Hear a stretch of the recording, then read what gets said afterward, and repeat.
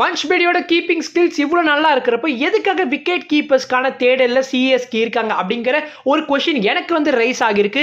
உங்களுக்கும் வந்து அந்த கொஷின் இருக்குன்னா அப்படிங்கிறத கண்டிப்பாக கமெண்ட்ஸில் மென்ஷன் பண்ணுங்க. எனவே டெல்லி பிரீமியர் லீக் சீசன் 2 இப்போ கிக் ஆஃப் ஆகிருக்கு. வன்ஷ் பேடி வந்து புராணி டெல்லி டீமோட கேப்டனா இந்த சீசனில் இருக்க போறார். லாஸ்ட் சீசனில் வந்து அந்த டீமுக்காக தான் வந்து ப்ளே பண்ணியிருப்பார். ஸோ புராணி டெல்லி டீமோட ஃபர்ஸ்ட் கேமில் வன்ஷ் பேடி எப்படி பெர்ஃபார்ம் பண்ணியிருக்கார், கேப்டன் எப்படி செயல்பட்டிருக்கார் அப்படிங்கிறத பற்றி இந்த வீடியோ நம்ம டிஸ்கஸ் பண்ணலாம். வீடியோ கண்டிப்பாக இருக்கும். வீடியோ லைக் தேடிட்டு மறக்காம சேனலை சப்ஸ்கிரைப் பண்ணிக்கோங்க. இப்போ வாங்க வீடியோ தெரிஞ்சுக்கலாம். இந்த வீடியோ நீங்க பார்க்கறப்போ The 100ஓட ஃபர்ஸ்ட் கேம் நடந்து முடிஞ்சிருக்கும். ஓவல் இன்வின்சிபிள்ஸ்க்காக டானோவன் ஃபெரா அண்ட் சாம் கரன் வந்து ப்ளே பண்ண போறாங்க அப்படிங்கறது லாஸ்ட் வீடியோல சொல்லியிருப்போம். அதே சமயத்தில் லண்டன் ஸ்பிரிட்காக வந்து Richard Gleeson will be up against them. ஸோ நம்ம சூப்பர் கிங்ஸோட பெர்ஃபார்மன்ஸ் இந்த முதல் கேம் ஆஃப் The 100ல எப்படி இருந்துச்சு அப்படிங்கறத கண்டிப்பா கமெண்ட்ஸ்ல மென்ஷன் பண்ணிட்டு போங்க. நானும் பார்த்து தெரிஞ்சுக்கிறேன். எப்படி டிசம்பர் மாசத்துல வந்து SA20 ILT20 BBL அப்படின்னு சொல்லிட்டு 3 லீக்ஸ் வந்து கிளாஷ் ஆகிறதோ அதே மாதிரி இந்த ஆகஸ்ட் மந்த்ல பார்த்தீங்கன்னா வந்து CPL அண்ட் The 100 வந்து கிளாஷ் ஆகிறது. நிறைய ஓவர்சீஸ் பிளேஸ் அவைலபிலிட்டி இஷ்யூஸ் வந்து பார்க்க முடியுது. ஆல்ரெடி சில டீம்ஸ்லாம் பார்த்தீங்கன்னா ரீப்ளேஸ்மெண்ட்ஸ்லாம் அனௌன்ஸ் பண்ணிட்டு இருக்காங்க. ஸோ ட்ரெண்ட் ராக்கெட் சைடுக்காக நம்ம அகில் ஹுசைன் வந்து இப்போ ரெப்ரசென்ட் பண்ண போறாரு as a ரீப்ளேஸ்மெண்டா. பட் இதில் என்ன சிக்கல்னா அவர் ஆல்ரெடி சிபிஎல் ட்ரின்பாகோ நைட் ரைடர்ஸ்க்காக ப்ளே பண்ணிட்டு வராரு. ஸோ எப்படி இங்கே The 100ல பார்ட்டிசிபேட் பண்ண முடியும் அப்படின்னு தானே கேட்குறீங்க. ஸோ The 100ல பார்ஷியல் ரீப்ளேஸ்மெண்ட்டாக தான் ப்ளே பண்ண போறாரு. அதாவது 10th August and 14th August இந்த 2 டேஸ்ல நடக்க போற மேட்சஸ்ல மட்டும்தான் வந்து நம்ம அகில் ஹுசைன் ப்ளே பண்ண போறாரு ட்ரெண்ட் ராக்கெட்ஸ்க்காக. ஸோ இந்த 2 மேட்சஸ் ப்ளே பண்ணிட்டு திரும்ப வந்து அவர் சிபிஎல்கே வந்து மூவ் ஆன் ஆகிடுவாரு. ஸோ அவர் எதுக்காக The 100ல ப்ளே பண்றது இந்த 2 மேட்ச் அப்படின்னு பார்த்தீங்கன்னா ஜார்ஜ் லிண்டேக்கு ஒரு பார்ஷியல் ரீப்ளேஸ்மெண்ட் வந்து தேவைப்படுறது போல. அவர் வந்து ஃபர்ஸ்ட் 2 கேம்ஸ்க்கு அவைலபிள் இல்ல போல. அதனால தான் இப்போ அகில் ஹுசைன் வந்து இந்த சைடை வந்து ஜாயின் பண்ணியிருக்காரு. ஆமா, ஐபிஎல் ஓனர்ஸ்லாம் வந்து The 100ல இன்வெஸ்ட் பண்ணியிருந்தாங்களே, ஆனா ஏன் டீம் நேம்லாம் அப்படியே இருக்கு அப்படின்னு தானே கேட்குறீங்க. ஸோ 2026ல தான் வந்து அதெல்லாம் இம்ப்ளிமெண்ட் ஆகுங்க. அதாவது நேம் சேஞ்ச் நான் சொல்றேன். அஃபிஷியலாகவே பார்த்தீங்கன்னா மான்செஸ்டர் ஒரிஜினல்ஸ் நெக்ஸ்ட் சீசன்லேருந்து வந்து மான்செஸ்டர் சூப்பர் ஜெயின்ஸாக தான் இருக்கும் அப்படிங்கிறத வந்து கன்ஃபார்மே பண்ணிட்டாங்க. ஸோ எம்ஐயுமே பார்த்தீங்கன்னா மோஸ்ட்லி அவங்களோட டீம் நேமை வந்து எம்ஐ லண்டன் ஆர் எம்ஐ ஓவலா வந்து சேஞ்ச் பண்ணுவாங்க. சன்ரைசர்ஸ் குரூப் வந்து நார்த்தன் சூப்பர் சார்ஜர்ஸ் சைடை வந்து பிக் பண்ணியிருப்பாங்க. ஸோ அந்த டீம் நேம் பார்த்தீங்கன்னா வந்து Sunrisers Leeds or Northern Super Sunrisers அப்படின்னு ஏதாவது ஒரு நேம் சேஞ்ச் பண்ணுறதுக்கான பாசிபிலிட்டிஸ் இருக்கு. டெல்லி கேபிட்டல்ஸோட ஓனர்ஸ் பார்த்தீங்கன்னா வந்து சதர்ன் பிரேவ் சைடில் வந்து இன்வெஸ்ட் பண்ணியிருக்காங்க. பட் அந்த டீமோட நேம் சேஞ்ச் ஆகுமா அப்படிங்கிறது ஐம் டவுட்ஃபுல் தான். But anyway let's wait and watch. நான் இந்த The 100ல வந்து மான்செஸ்டர் ஒரிஜினல்ஸ் தான் வந்து சப்போர்ட் பண்ண போறேன். பிகாஸ் அங்கே தான் வந்து நம்ம நூர் அகமது இருக்காரு. Delhi premier league already kick off ஆகி இப்போ நடந்துட்டு இருக்கு. அதே மாதிரி ஆந்திரா பிரீமியர் லீக் பார்த்தீங்கன்னா வந்து 8th ஆகஸ்ட் ஆரம்பிக்க போகுது. ஸோ இங்கே வந்து நிதிஷ்குமார் ரெட்டி, ரிக்கி பூய் அப்படிங்கிற மாதிரி நிறைய ஸ்டார்ஸ் உங்களால் பார்க்க முடியும். ஸோ நம்ம ஷேக் ரஷீத் பார்த்தீங்கன்னா வந்து ராயல்ஸ் ஆஃப் ராயலசீமா அப்படிங்கிற டீமுக்காக வந்து ப்ளே பண்ண போறாரு. அந்த டீம் வந்து அவர் ரீட்டெயினுமே செஞ்சிருக்காங்க. ஷேக் ரஷீதோட சைடில் தான் வந்து most expensive player of APL 2025 auction இருக்க போறாரு. ஸோ பெய்லா அவினாஷ்ங்கிறவர் பார்த்தீங்கன்னா வந்து 11.5 lakhs கொடுத்து வந்து அந்த சைட் பிக் பண்ணியிருப்பாங்க. அண்ட் எஸ் நம்ம வன்ஷ் பேடி மாதிரி இங்கேயுமே பார்த்தீங்கன்னா ஷேக் ரஷீத் தான் வந்து அவரோட சைடை வந்து லீட் பண்ண போறாரு. இந்த சீசன் 4ல ஒரு நியூ டீமை வேறு இப்போ ஆட் பண்ணியிருக்காங்க. லாஸ்ட் 3 சீசனாக வந்து 6 டீம்ஸ் தான் இருந்தாங்க. பட் இப்போ 7th டீமா வந்து விஜயவாடா சன்ஷைனர்ஸ் அப்படிங்கிற ஒரு டீம் வந்து ஆட் ஆகியிருக்காங்க. இந்த டீம் பார்த்தீங்கன்னா வந்து மைத்ரி மூவி மேக்கர்ஸ் இருக்காங்க இல்லையா, அவங்க தான் வந்து ஓன் பண்றாங்க. ஸோ இவங்க வேற யாரும் கிடையாது. இந்த குட் பேட் அக்லி அதுக்கப்புறம் புஷ்பா மாதிரி படங்கள்லாம் ப்ரொடியூஸ் பண்ணாங்க இல்லையா, ஸோ அவங்களோட டீம் தான் இது. அண்ட் இந்த whole Andhra premier league season பார்த்தீங்கன்னா வந்து ஆந்திரா கிரிக்கெட் அசோசியேஷன் யூடியூப் சேனலை வந்து லைவ் ஸ்ட்ரீம் பண்ண போறாங்க. India vs England test series பத்தி கண்டிப்பா பேசியானோம். So much of drama last few வீக்ஸா நம்ம பார்த்துட்டு இருக்கோம். ஸோ ஒரு historic test series comes to an end. இந்தியாவோட ஃபேமஸ் காபா வின்னை தொடர்ந்து இந்த ஓவர் வின்னுமே வந்து கண்டிப்பா அதில் இடம் பெறும். ஏன்னா இந்த 5th டெஸ்ட் வந்து அன்இமேஜினபிள், இம்பாசிபிள் வந்து இந்தியா புல் ஆஃப் பண்ணியிருக்காங்க. 4th டேவோட எண்ட்ல எல்லாருமே இந்தியா வந்து ரூல் அவுட் பண்ணிட்டாங்க. இவங்க இந்த சீரிஸை லூஸ் பண்ண போறாங்க அப்படிங்கிற மாதிரி கன்ஃபார்ம் பண்ணிட்டாங்க. ஆனா லாஸ்ட் டே ஆஃப் பிளேல இங்கிலாந்துக்கு வெறும் 35 ரன் தான் தேவையா இருந்துச்சு. இந்தியாவுக்கு 4 விக்கெட்ஸ் எடுத்தாகணும். ஆனா இந்தியா அந்த 4 விக்கெட்ஸுமே எடுத்து 6 runs மார்ஜின்ல இந்த கேமை வின் பண்ணியிருக்காங்க. Kudos to the Indian cricket team. அவங்களோட ஃபைட்டிங் ஸ்பிரிட் தான் இதுக்கு காரணம். அதுவும் டே 5ஓட லாஸ்ட் ஃபியூ மினிட்ஸ் அப்போ எல்லாருக்குமே பக்குன்னு இருந்துச்சு. எப்படியாவது இந்த மேட்சை வந்து வின் பண்ணப்பா அப்படின்ற மாதிரி தான் எல்லா இந்தியன் ஃபேன்ஸோட ஹோப்பாகவே இருந்துச்சு.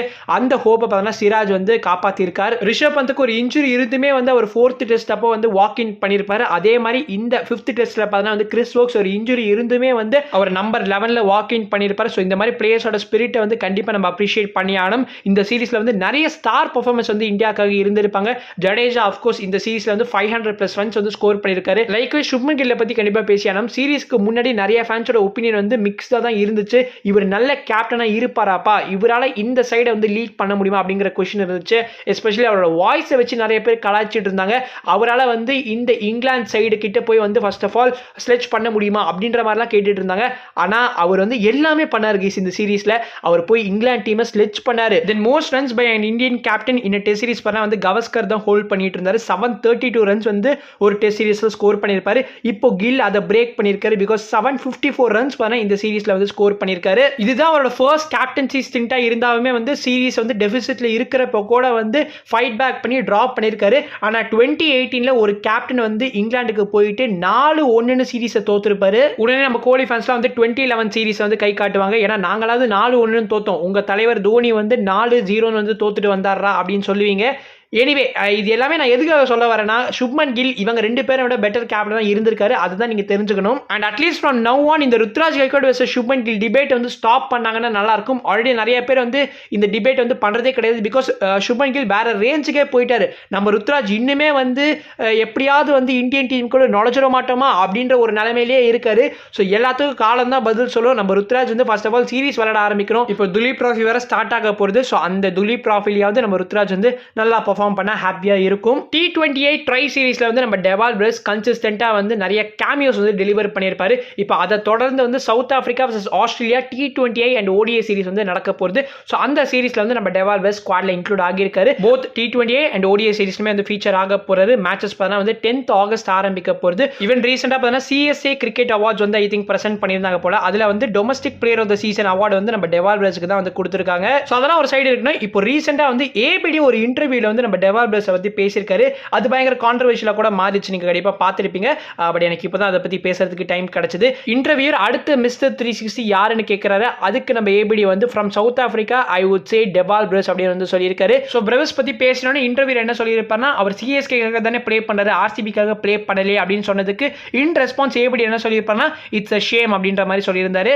எஸ், இதுதான் பயங்கர கான்ட்ரோவர்ஷியலா மாறிச்சு. பட் இதுல நீங்க என்ன புரிஞ்சுக்கணும்னா, இட்ஸ் அ ஷேம் அப்படிங்கிற அந்த ஃப்ரேஸ் வந்து ABD எந்த அர்த்தத்தில் சொல்லியிருக்காருன்னா, அவர் RCBக்காக ப்ளே பண்ணலையேப்பா அப்படின்ற அந்த வருத்தத்தில் வந்து இட்ஸ் அ ஷேம், அவர் வந்து CSKக்காக ப்ளே பண்றாரு, RCBக்காக ப்ளே பண்ணலையே அப்படின்ற ஒரு வருத்தத்தில் தான் வந்து இட்ஸ் அ ஷேம்னு சொல்லியிருக்காரே தவிர CSKக்காக பிரஸ் ப்ளே பண்ணது வந்து ஷேம் கிடையாது. ஃபைனலா வன்ஷ் பேடியை பத்தி பார்த்துலாம். ஸோ வன்ஷ் பேடி இப்போ அவரோட முதல் கேம் இந்த DPL சீசன் 2ல வந்து ப்ளே பண்ணியிருக்காரு. இந்த சீசன்ல இப்போதைக்கு ஒரு 7 மேட்ச் நடந்திருக்கு. அதுல ஒரு 5 மேட்ச் பார்த்தா வந்து ஹை ஸ்கோரிங்கா தான் இருந்திருக்கு. இந்த Purani Delhi vs outer Delhi warriors match பார்த்தா வந்து லோ ஸ்கோரிங்கா இருந்துச்சு.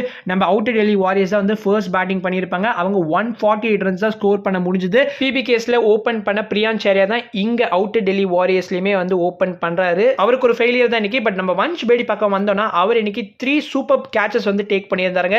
ஒரு கேட்ச் வந்து ரெகுலேஷன் கேட்ச் தான். மிச்ச 2 கேட்சஸ்மே வந்து ஹையா போச்சு. நம்ம வன்ஷ் பேடி வந்து நிறைய கிரவுண்டை கவர் பண்ணி வந்து சூப்பரா வந்து எடுத்திருப்பாரு. எஸ், அவரோட விக்கெட் கீப்பிங் ஸ்கில்ஸ்ல வந்து எந்த ஒரு குறையுமே கிடையாது. ரொம்பவே அழகா வந்து கேட்சஸ்லாம் வந்து எடுக்கிறாரு. அஸ் அ பேட்டரா ஃபார் அ சர்ப்ரைஸ் இன்னைக்கு நம்பர் 3ல வாக் இன் பண்ணிதாரு. இது பிகாஸ் ஆஃப் கேப்டன்சியா என்னன்னு தெரியல. ஏன்னா அவர் வந்து நம்பர் 5 or 6ல தான் வந்து லாஸ்ட் சீசன்ல வந்து வாக் இன் பண்ணிட்டு இருந்தாரு. ஸோ ஃபார் சர்ப்ரைஸ் நம்பர் 3ல வாக் இன் பண்ணி வெறும் ஒரு ரனுக்கு ஆட்டம் இழந்திருப்பாரு. அதுவும் RCB பிளேயர் சுயாஷ் சர்மா கிட்ட தான் வந்து அவுட் ஆகியிருப்பாரு. வன்ஷ் பேடியோட டீம் வந்து ட்ரிபிள் டிஜிட்டே கிராஸ் பண்ணல, வெறும் 66 ரன்ஸ்க்கே வந்து அவுட் ஆகிட்டாங்க. பார்க்கலாம் அடுத்தடுத்த கேம்ஸ்ல வந்து எப்படி இம்ப்ரூவ் ஆகுறாங்க அப்படிங்கிறது. ஸோ நீங்க வன்ஷ் பேடியோட பர்ஃபார்மன்ஸை பத்தி என்ன நினைக்கிறீங்க, அவரோட விக்கெட் கீப்பிங் ஸ்கில்ஸை பத்தி என்ன நினைக்கிறீங்க அப்படிங்கறத கண்டிப்பா கமெண்ட்ஸ்ல மென்ஷன் பண்ணிட்டு போங்க. நான் உங்களை நெக்ஸ்ட் வீடியோ சந்திக்கிறேன். அது வரைக்கும் பீஸ், பை.